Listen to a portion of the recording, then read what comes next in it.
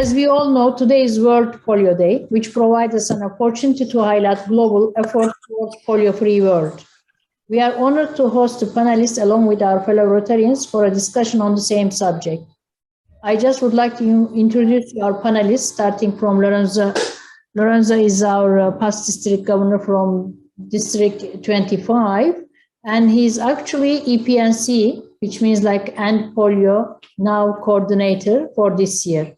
Thank you for being with us, Lorenzo. And past President Bashar Asfour is the district chairperson of Polio program of Rotary, and Nazha Abu Hindi, she's our deputy district governor in country, and then chairperson of Polio in Bahrain. And we would like to welcome all. And then the moderator of the panel is past President Faisal Juma from Rotary Club of Salmaniya. Can we just go ahead, Faisal? Yes. Yes. Welcome to today's panel discussion. We'll just start with the presentation from Lorenzo. The floor is yours. Okay, thank you. Thank you, Faisal. Thank you all being here this day. I'll have a short polio update. So please, Pasha, start showing. Okay, thank you. As you know, polio is a highly, you change. Pasha, I'm going to tell you, just change every time. Okay. Polio is a highly infectious, crippling, and potentially fatal viral disease affecting mainly young children, mainly under 5 years old. There is no cure, but there is an effective vaccine, yes. And our vision in Rotary is a polio-free world, and our strategy with our Polio Global Eradication Initiative, who are our allies, the World Health Organization, the United States Center for Disease Control and Prevention, UNICEF, Bill and Melinda Gates, and also the Gavi Alliance for Vaccines. Our strategy is preventing infection by immunizing every child until transmission stops and the world is polio-free. The source of polio virus transmission may be, you know, that it is infections humans spread mainly through the fecal-oral route, or less frequently by contaminated water or food. It multiplies in the intestine from where it can invade the nervous system and can cause paralysis. Yes, less than 1 in 200 infections leads to paralysis, and of those paralyzed, 5 to 10% die when their breathing muscles become immobilized. We all know that in 1955, Salk found the vaccine with the dead virus strain, which prevents complications, but not the initial infection on the intestine. The problem with the Salk vaccine is that has demanding logistics, and the vaccine is not cheap. And also another problem is that it has to be injected, meaning that we need people who knows how to do that job. In 1960, Albert Sabin find out the oral polio vaccine, which prevents virus to contaminate the blood and the nerves, and it works with weakened virus. It is cheap, very easy to manage. It is spreading immunization from children to children, and as we call it, it is like a circulating vaccine. The problem is with OPV, with this oral polio virus, that circulating weakened virus through populations with low percentage of vaccinated children can mutate and produce new strong virus strains that are causing polio symptoms. And we call this circulating vaccine-derived polio virus, CVDPV, as you are going to see the acronym. Wild polio virus type 2 was declared eliminated in 2015, but still we have the circulating vaccine-derived polio virus type 2 in all Africa and Eastern Asia. We are very lucky because about 2 years ago, to overcome mutation, we started with the novel OPV type 2, and it is very successful, 1.5 years now in Africa, and we have a very big drop of the OPV2 problems with this circulating vaccine-derived polio virus. Where we stand today, the number of wild polio cases this year, as of October 19, is 29. We have 2 in Afghanistan, 20 in Pakistan, and 7 in Mozambique. The polio cases last year were only 6, 1 in Pakistan, 1 in Malawi, and 4 in Afghanistan. But in 2020, 2 years ago, there were 84 in Pakistan, 56 in Afghanistan, total 140. And the good news are that the good news is that almost all cases there are in 2 Pakistan provinces adjacent to the Afghanistan. And it is a serious reduction of genetic type of the virus. And also we have a serious reduction of virus in sewage, which means that we are in a good road. Please, another 2, Bashar. Here. So, what do we have to do in order to fulfill our vision? We are so close, but we still need to vaccinate every year over 450 million children under 5 years old, with thousands of vaccinators, mainly women, going from house to house to give the vaccine drops, and men are transporting the vaccine, ensuring the cold chain, and protecting the vaccinators. Vaccination is performed many times each year to ensure that we have met all children, since most of the people are nomads. We are so close, and as you know, we have to fulfill our pledge to the Global Eradication Initiative to collect $50 million and the Gates Foundation to match them with the contribution of another 100 million every year.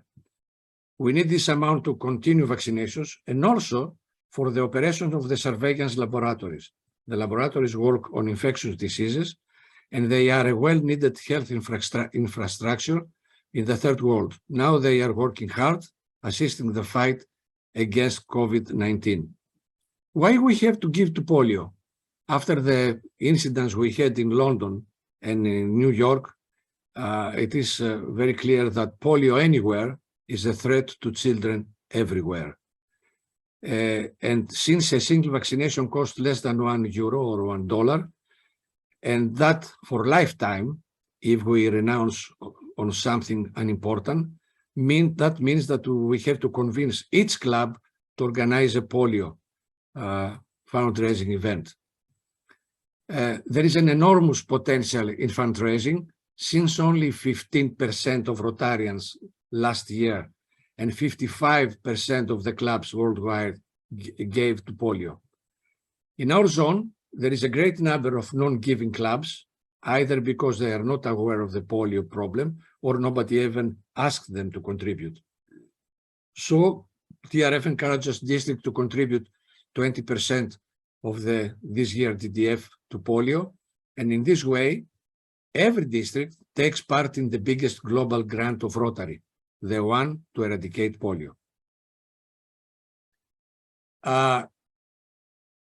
We have to ask ourselves, who are our clients? People who are doing good to the world, serving above self, meaning Rotarians. And what do we sell? We sell the honor to someone to be recognized for the clever use of his donation in a really humanitarian project. He is saving children's life. Paul Allen, Microsoft, said that you look at things you enjoy in your life, but much more important is what you can do to make the world a better place. And we have to say something about Polio Plus Society as we finish.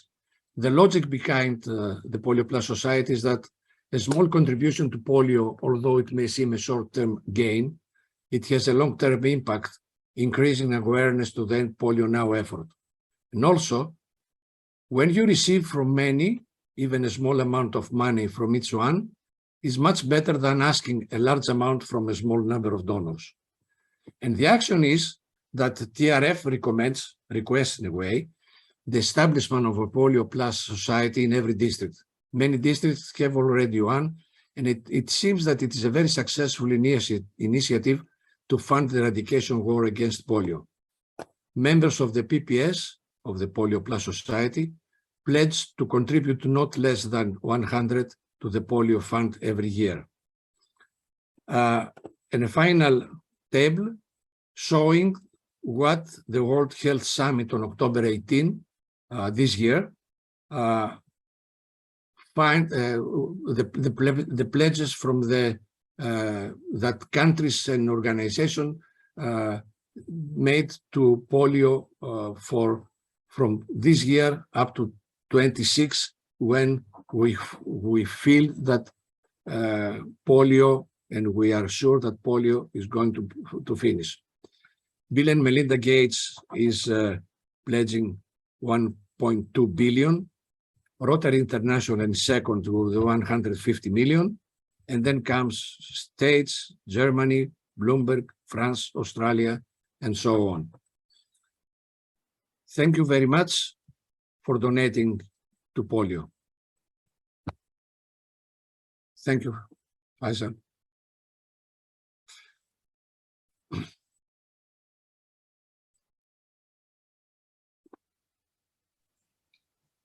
Thank you very much, Pastor District Governor Lorenzo, for a very informative presentation. Now we will start with the panel session, and I have 5 categories we'll go through, and I'll give 10 minutes each for each category. So we'll start with the first category, which I'm calling it Rotary work. And first question goes to Lorenzo. How close are we to eradicating polio? I have the feeling that we are really very close. Now we can say that we are so close, because although we had this setback this year with these 29 cases, they are all in one district of Pakistan, with a very difficult name to tell you. And it seems that still there is no spreading to Afghanistan. And also, it is quite good that we don't have the virus on sewage, which is a very good indication if the virus is spreading or not. And it seems that we are for the first time so near.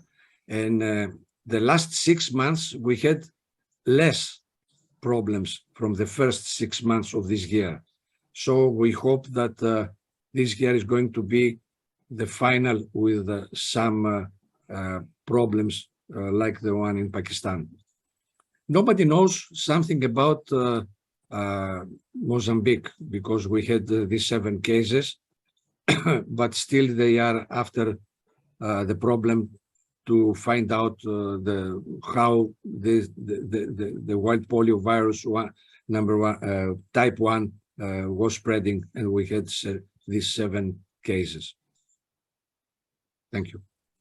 Thank you very much. Now, would Bashar like to add anything to this? No. Okay. And Nazha. Bashar, you are muted.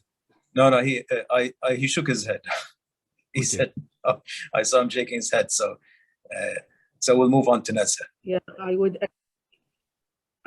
would agree with Lorenzo, actually, because in front of me, people from World Health Organization stating what he already mentioned, that cases are, it's like a weekly update for the status of eradicate or eruption of any new cases.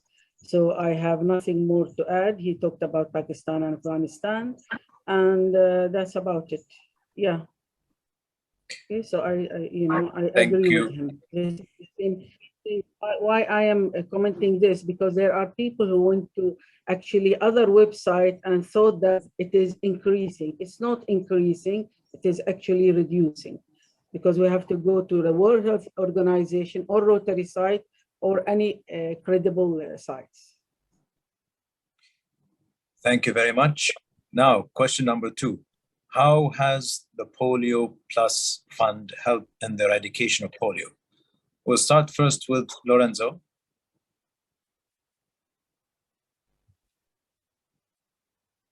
You're on mute. First of all, Rotary started the whole war against polio, and it is a war. And maybe we don't give too much money. We have given something about 1.8 million to this, but we have also shook the governments. We have also worked with Bill and Melinda Gates to double every time the money we give from 12 years now. This pledge, we pledge 50 billions, and then Melinda, the Gates Foundation gives another 100. And this money is very needed for not only for vaccinations. As I told you, also we have a very big now network of the laboratories that they can work and not only with polio, but also very quickly also they worked with Ebola, and now they worked too much with COVID, finding where to do the job where there are problems or not. So the Polio Plus Fund helped really in the eradication of polio up to now. But still we have to give money. This is the problem. Thank you very much. We'll move on to Bashar. Same question. Well, I would like to share this map of the world when Rotary and other group or team started to fight polio back in 1988. This is a map of the world, how polio looked like around the world in about 125 countries or 122 countries. There was 350,000 cases a year. So this year we have about total about 29. I think Rotary has done a lot since 1988 till now. Also, I would like to mention about Polio Plus. Does anybody know why it's called Plus? I would like to open this question to everyone. Why they call it Polio Plus? I can Lorenzo, answer. I think you are the one to answer this. Nazha? Why they call it Polio Plus? Do you know? Yes, of course I know. Osama Barghouti, the late Osama, told me why. Because in the process of giving the vaccine, the polio vaccine, a lot of diseases were finished because of the vaccine, but they don't know if it is from the polio vaccine or not. That's why they call it Polio Plus. There is another also explanation that when it started, they started the injections. They injected not only polio, but also another 4 problematic virus for children. And when I was very young, my mother injected me with the triple, as they were saying. And now it is quadruple with 5 virus, five injections together. And this is the plus, because it was not only polio, but also for other problems. Yes, sir. Thank you. So something about, can I say something on what Bashar said? Sure, yes. When he says, we have to understand a little bit the numbers. 350,000 cases per year mean 1,000 per day. It is incredible. 1,000 per day cases we have in 1988, and we didn't have the system to know exactly the cases all over the world. They say that that they were double. And now we are sure that we have only 29 in 9 months. Yes. 10 months. That's very interesting. Nazha, would you like to add something to this? Yeah, actually, as I understood from what I read, the Polio Plus fund help in the eradication of polio.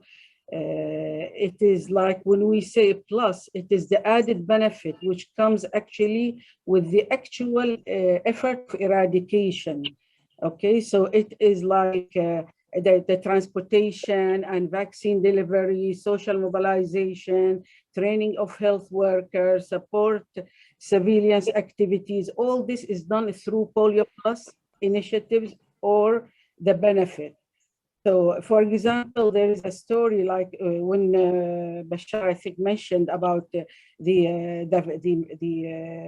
what Rotary did. They went to one African country, and together with the vaccination of the Polio Plus, also they given a malarian injection. So that is a plus on the vaccination.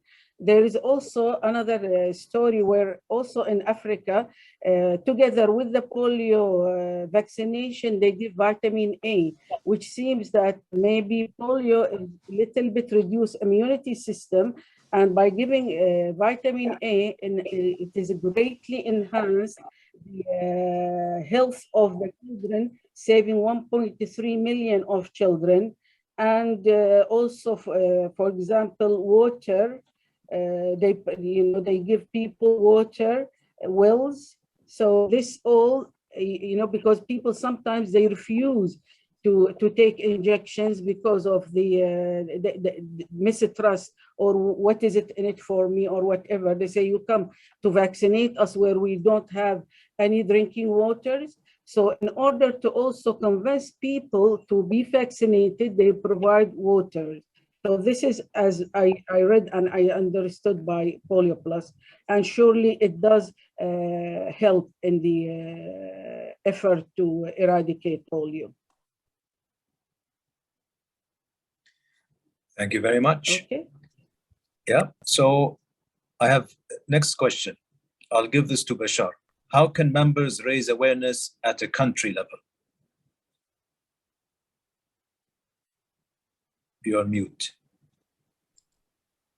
Well, I think each country has their different options for raising awareness, advocating for ending polio. Fundraising is the most important thing, I think. And the other thing is that they can accelerate and intensify the support to the government, to the awareness in the medical centers about the vaccine, because a lot of children are being not vaccinated, unfortunately. The last number that I heard is there is about 1.2 million children around the world not vaccinated. So I'm sure in our district there is a lot of children not vaccinated as well. And the other thing is to make it visible to the public, to make their efforts visible, like they did in Jordan, like a walk in the streets with the support of the government. They were closing the street with police cars, so everyone was looking what is happening. So it's very important to show to the public the importance of ending polio in different ways. Thank you very much. Thank you. That's very interesting, actually. Would Lorenzo and Nazha would like to add anything to this? No. I can actually elaborate. Through as mentioned, through the awareness campaign, good awareness campaign, to encourage people in our part of the world and to encourage people to donate. Actually, when we talk about Bahrain, we encourage people to donate. And when it goes to the people who are actually affected, like some part of our district, is what is it in it for me? As I mentioned about the Polio Plus. Let us give them something, educate them, and give them also something to convince them to vaccinate. Thank you. Next question.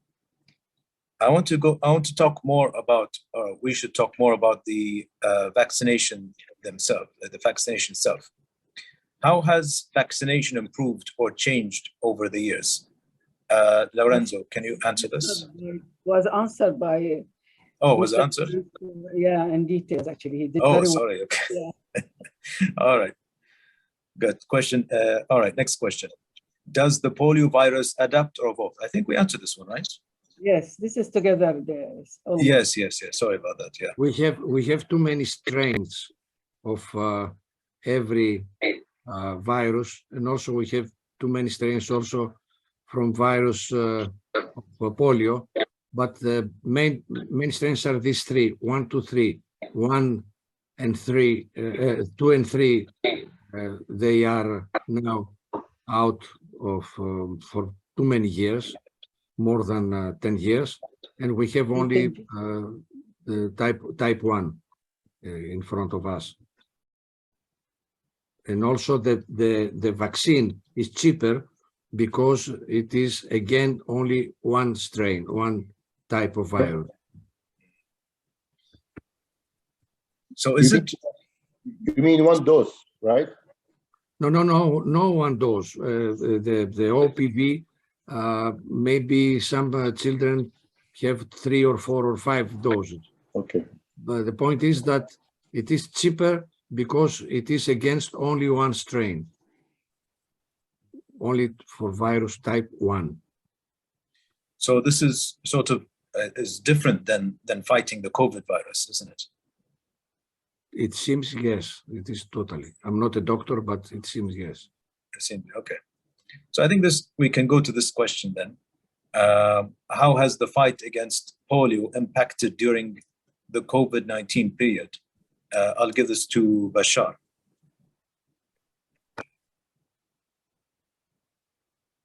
Oh, you're on mute. Still on mute.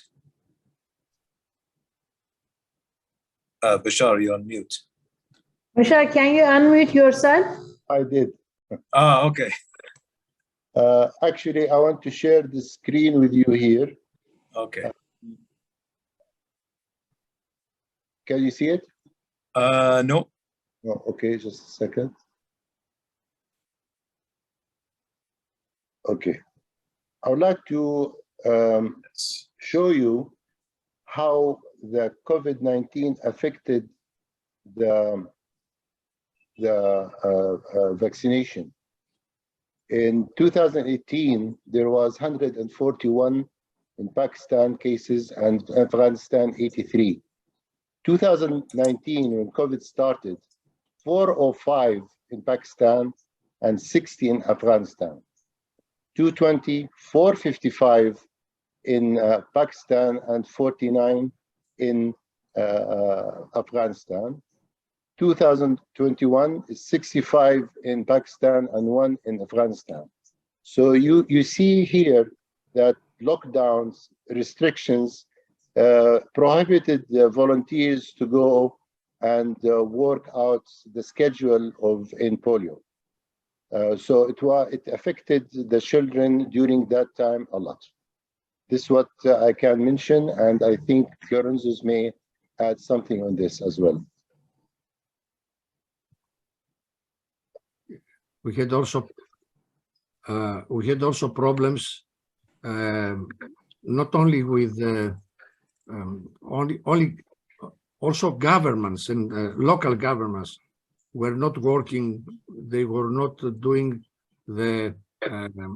all the vaccination days, so everything was worse, and we had enough problems. Even we don't know that the numbers we have from this time, from these 2 years, that they are correct. Maybe the problem was bigger, not only in Pakistan and Afghanistan, also in other countries with the circulating vaccine-derived polio virus.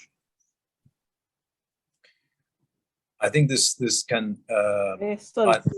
Yes, Nazha, please. Yeah, sorry. Can you repeat the question again, please? The question. Can you repeat the question again? Yeah, yes. Sorry, I lost track. The question is, how has the fight against polio impacted during the COVID-19 period? Okay. So then what they are saying is, okay, I understood differently that actually polio helped the COVID to, to be dealt with, because they have used the logistic for polio. It has been used by COVID. So that's only my comment. So it affected adversely the polio vaccination, but it helped the corona vaccination, in that they use the same infrastructure and logistic of what the World Health Organization and the global polio eradication initiatives. They have used the same infrastructure for the polio. So. Thank you very much. Okay, so this leads us to the next question, because Lorenzo mentioned something about Afghanistan. So has the government in Afghanistan changed the approach to polio eradication? The government changed, I think, last August. Yes. It's almost 14 months now. When they changed the government in Afghanistan and we had the new government, it seems that they were very strict how to work with Rotary and polio eradication work. And they assisted and also they were guarding the teams of vaccinators, and they have done a very good job, an excellent job. And there were some ISIS or ISIL, if I'm saying it correctly, problems with that they killed some vaccinators, and they were very hard with them. When the government was very hard against these people that were against vaccination. Maybe that's why this year we have only one and now only 2 cases. Nobody was thinking such a change in the way of doing and assisting vaccinators. Nobody. It was. Oh, that's interesting, actually. Yeah. Bashar, would you like to add anything? Yes, I will share this table which I obtained and showed you a little while ago, just to show how good is how good is Afghanistan is doing. Last year they had 1 case. This year they had 3 cases. So as Lorenzo said, they are doing very well in protecting the volunteers to go around the difficult terrain in the mountains to give the children vaccination. They are doing very well, better than Pakistan. Thank you. Thank you very much. Nazha, would you like to add anything? I agree with both that it has been improved, although there is an isolated case of ISIS or some people who are trying to, prevent that. But in general, it has improved. Good, thank you. Now, next question. How do issues surrounding gender create barriers to polio eradication? I'll give this to Lorenzo. Wait a minute. Because you're the expert. Yes, still there is it was a big problem, and this alliance we have changed the strategy. They don't hire men, they hire women in order to be permitted to go inside the houses and vaccine the children. Remember that the children under 5, they are vaccinated, so they are home. And it was a very good strategy that almost 3 years now, they use mainly women to do the vaccinations. It's not mainly, it's totally women. And only the men, they are only transporting and the vaccines, and also assisting during the vaccination, the teams not to have any problems with the people against vaccinations. So it seems that women again are have the leading role on this vaccination. Good, thank you. And Bashar, would you like to add anything? Well, I think your question is talking about maybe also the gender of children, if there are more females than males being vaccinated. Sorry, I didn't understand. I don't think that there is any statistics regarding female or male for children, but I think it's not really necessary to make this statistic, because we want to vaccinate the children, period. There is no difference between male or female. I think the most important is just to vaccinate the children. And what Lorenzo said, yes, true. The females were more volunteer females than males, sorry. And mostly the female is either with her husband or brother, so she can be protected and helped if they needed help. I think this would be also the other part of the story. Thank you. Thank you very much. And Nazha, would you like to add anything? Yeah, actually, you have asked, the answer is for 2 questions, the barriers and do more boys than girls receive vaccination? Yes. For this question, do more people receive on global level? There is very little discrepancies between boys and girls receiving the vaccination. Only in some, isolated cases. Okay, so this is what the statistics shows. But however, in certain communities, like for example Afghanistan or Pakistan or the third world, sometimes there is like a preference for boys to be vaccinated more than the girls, like if it is a boy, if it is the first boy, if it is whatever it is like that, it would be affected. And the issue of how do issues surrounding gender creates barrier to polio eradication, there is also a statistic which was done by World Health Organization that they find that there are 14 gender-related barriers to immunization operate at all multi-levels, from the individual and the household to the community. hindering access to immunization services.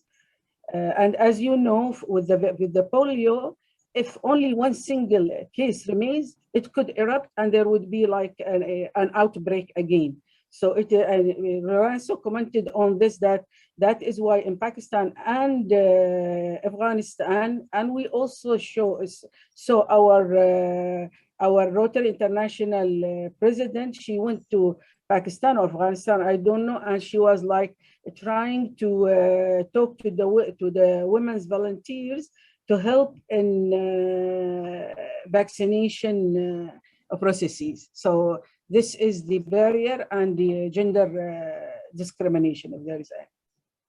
Thank you. Thank you very much. That's very interesting. Great. So next question. Will Rotary's experience on polio eradication help fighting against different viruses around the world? And I think we can include COVID in this question. Lorenzo, would you like to answer this one? It seems that,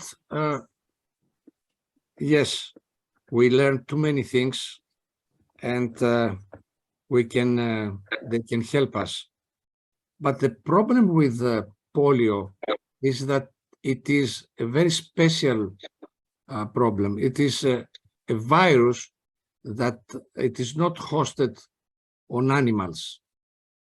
So if we eradicate, we can eradicate polio and none be again in front of us. It's like smallpox. Smallpox, they made the vaccinations for 200 years, from 1776, I think, they started with an English doctor. And in 1985 or 88, smallpox was eradicated from all the world. And polio is the only one, and the second only one problem, hygienic problem, that is going to be eradicated. All other, we have viruses, we are not sure that we can finish with them, because they are also hosted on animals, and it is not possible to stop this hosting and reappearance again. But we learned too many things, that's all. The thing that we learned in these days are the almost 200 surveillance laboratories we have all around the world, that they are always looking on sewages and on everything it happens around, and so they are very quickly, they are saying that we have to do something. Good. And Bashar, would you like to add anything? I think the experience of in polio organization in the past 30 years have made a lot of efforts, and they made a lot of plans and know-how to reach the far areas, the hard terrain areas. I think this basic information, basic road that they have built during the 30 years would help a lot of future vaccination process. When Rotary is finished with in polio, I think they would go on with something else, and they would have all the basic grounds to do anything else. Thank you. Thank you very much. And Nazha, would you like to add anything? I agree with both again, and I think how it would help, and I go with that, it would help. How it would help, because as I mentioned earlier about the logistic and part of the important, not only the administration, how things the global polio initiative has done, and they gain the trust of the people, and they have worked with the government because it's public-private government, not public-private organization. So this way, and again, also the trust of the people in the rural areas, plus what Lorenzo has mentioned about the surveillance, because we need that as an infrastructure, because in case of any eruption of any viruses, because viruses is infectious. So it will, all this infrastructure, it will help in the effort of eradication or minimizing if such any other virus erupt in this sense. But regarding the technical part or medical part, I don't know, which Lorenzo spoke about. All right, thank you. Now we will move on to the next. Well, we'll just flip this question around. So, did Rotary learn anything from the COVID-19 period? Shall I ask Lorenzo first? I don't know, really. I don't know if anyone learned anything from COVID. I heard yesterday that now we have another, how you call this, mutation from Variant. COVID. I think variant, yeah. Which is very difficult. I don't know. It's something that I'm an engineer. I cannot understand. My mind has stopped with COVID.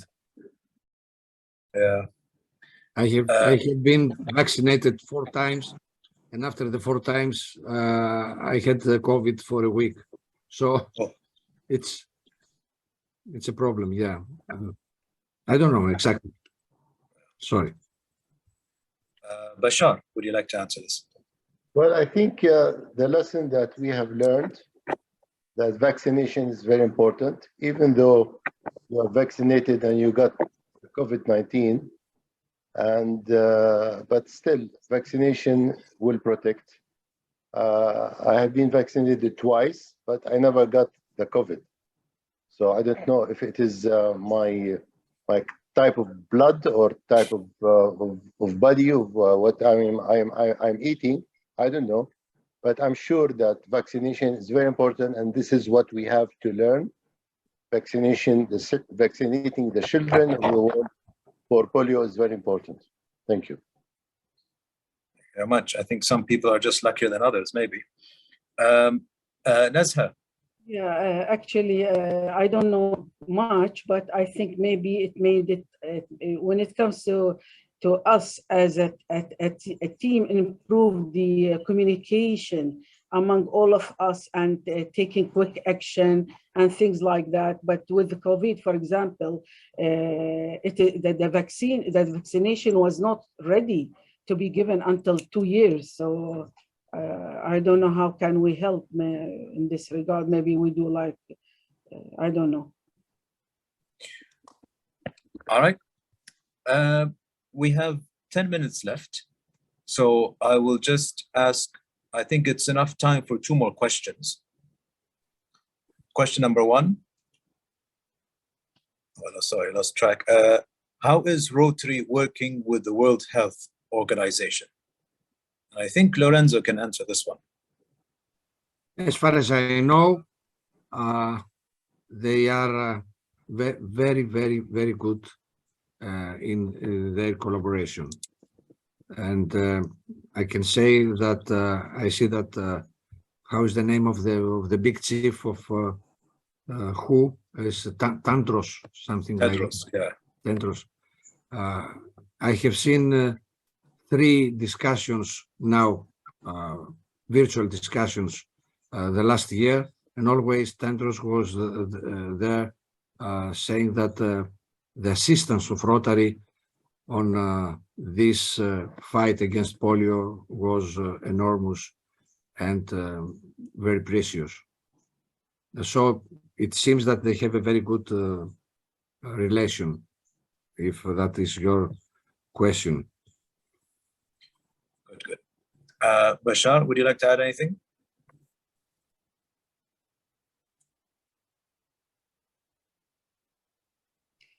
Unmute yourself. Okay, something.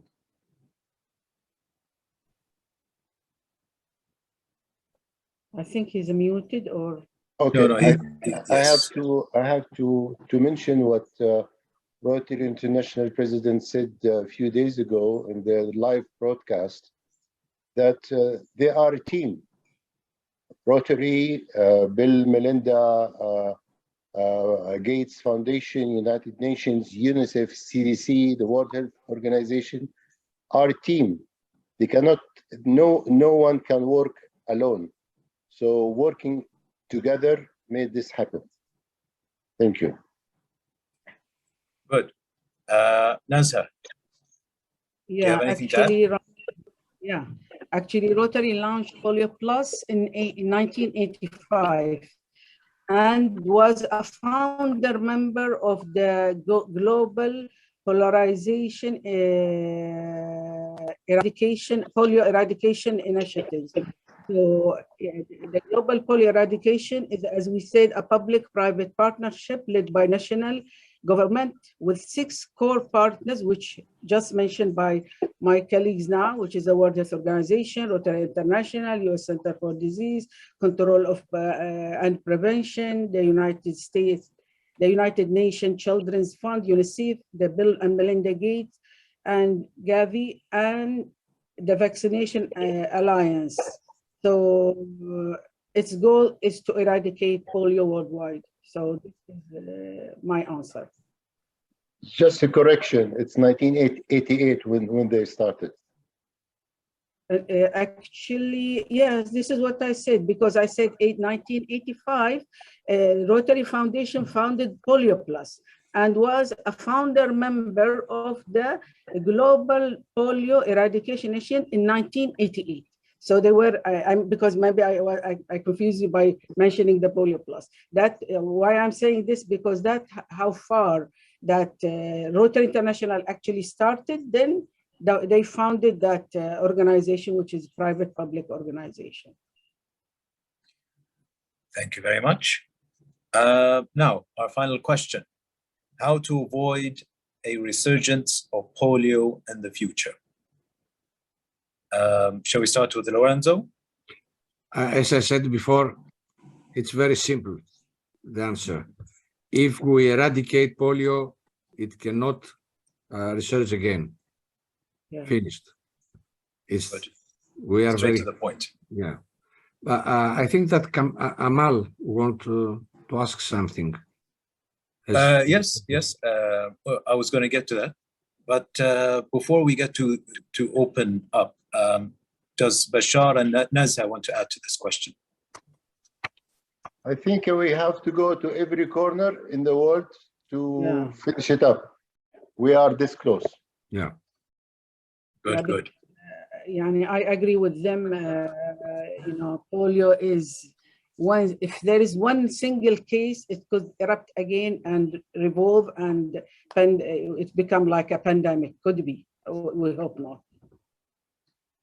I mean, yeah, That's true. Yeah, we have to be careful. I think with these, I mean, I don't know. I heard some rumors that in America and Canada, there are these anti-vaxxers, and some of them, I mean, and the polio came back in some parts of the world where anti-vaxxing or anti-vaxxers are very strong. So I don't know if that's true or not. All right, so thank you very much to our panelists. And now we'll open up to the general audience. First question to President Amal of the Rotary Club of Adliya. Please ask your question. Hello, everyone. Thank you so much. I think I learned a lot. It was a crash course on polio. So thank you, Faisal and Rotary Club of Salmaniya, for arranging this. And thank you so much for the panelists. I have a very, I wouldn't say controversial, but it's a very dire question that I have in this part of the world, where we don't feel the need to give that much money to polio, because and coming from a generation, not myself, but talking about the new Rotarians that are filling up the clubs now. It's a different era, it's a different generation, and giving so much funds, millions and millions, to a disease that is nearly eradicated is not a very passionate topic to talk about. So the challenge is how to convince people. You talked about research centers. You talked about these research centers being 20 odd in the world, are funded to help polio, but other diseases as well. So why the connotation of polio has to remain while it is taking people's attention away? We need to find ways to attract people to give for all diseases, maybe not only polio. I don't know how to frame the question, but I am sure you understand what I mean. Right. So who's the best person to answer this one? Shall we start with Bashar? Well, I think very important about funding. We have to talk about funding. Since we are having difficulties in some clubs, even in the district, in our district, to contribute for polio. We need funding to complete polio to start another thing. We cannot start another thing and ignore polio. So I think now our main important, which is why is Rotary have its biggest and the most important program is ending polio. So this has to be done first, then to go to other areas because they need a lot of funding. Maybe polio cost of vaccination is not that high, but other vaccinations may be much higher than polio. Good, good. Does Lorenzo and Nazha want to add to this question? Yeah, actually, we need 5 billion much more to eradicate polio.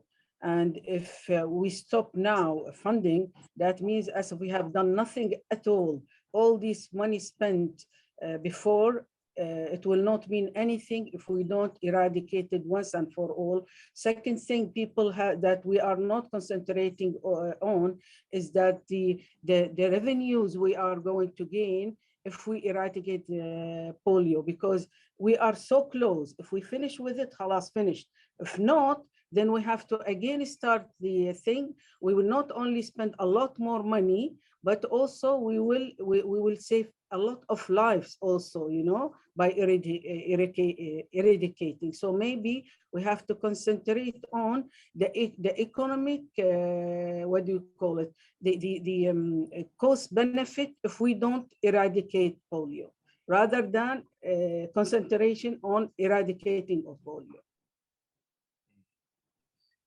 The point is that what Nazha said, that if we don't stop it now, we are going to spend more, maybe more than the double. Now, this is a big problem. And fortunately, we had a problem this summer with London and New York. And too many people understood that polio anywhere is a threat to children everywhere. So we had 2 problems and a very good result, because countries like ours without the problem of polio, in a way they have forgotten the problem, and they say, why to give money for Pakistan, Afghanistan, they are far away. But this is the point. I don't know exactly what we have to do. Maybe we have to have a better, how you say that, something better in the way we sell it. I'm not sure. I'm not a salesman. I would like to add one thing that some countries are taking polio for granted. In the last presentation live that was 3 days ago or 2 days ago, they said that in some states in New York, there is only 34% of children are vaccinated. The others are not vaccinated. So we have to be very careful about everyone to be vaccinated. Thank you.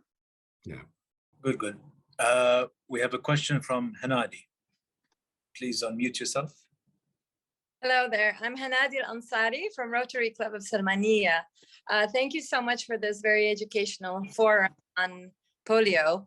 It's actually quite interesting to talk about vaccination rates and what's been happening even amongst the most educated group of people in the world. I mean, I remember this summer I was in the US speaking to a lot of different people that have kids that are not being vaccinated.